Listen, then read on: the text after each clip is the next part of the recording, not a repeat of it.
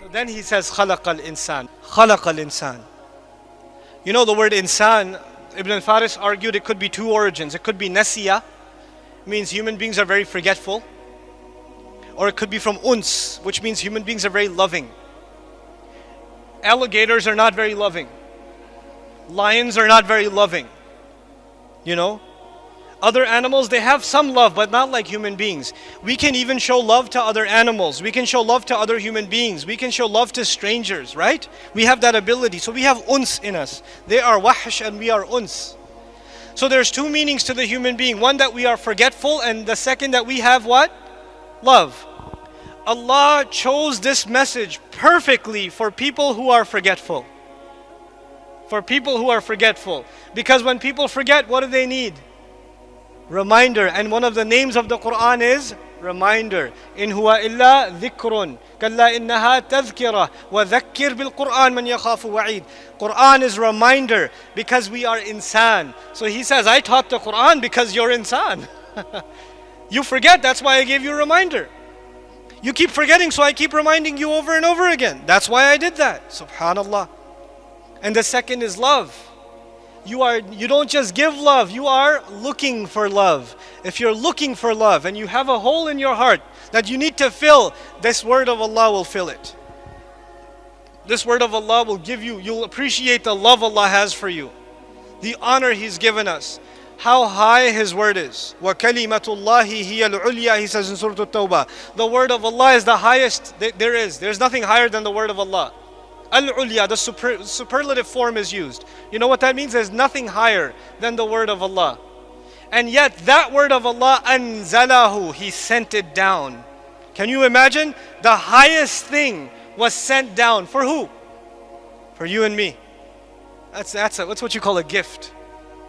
I don't deserve that gift and you don't deserve that gift. That is an act of love of Allah. Who is going to accept that invitation from Allah?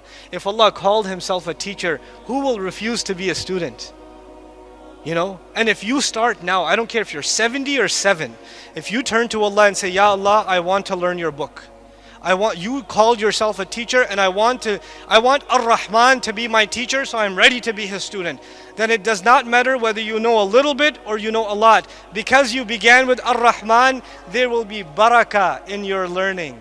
And when there's barakah in your learning, you will learn like you have never learned before. Never.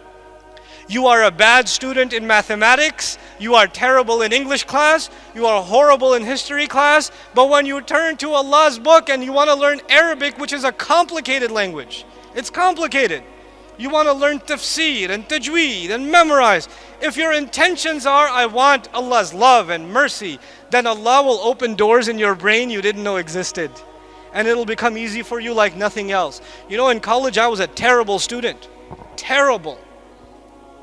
I was a bad student. I only signed up for the courses in college that my friend took, because he would take the notes. I slept on his shoulder for 4 years. You know, I also have a lot of elbow marks on my arm because he tried to wake me up. I was a terrible student. But when I started learning Quran and Arabic, I did not have to review twice. I learned something once and it came in my head. It's not because I'm smart, because I know how dumb I am. I'm a witness to myself. Allah makes things easy. وَلَقَدْ يَسَّرْنَا الْقُرْآنَ لِلذِّكْرِ. Allah makes it easy. We don't make that easy. You make the intention and Allah will make that easy for you. This is the message I want to share with all of you, really. I want you to become students of this book, students of this language. Don't be intimidated by it. Don't be intimidated by it. All I'm trying to do is to encourage you, inshallah, to encourage you to say, let's do something about it.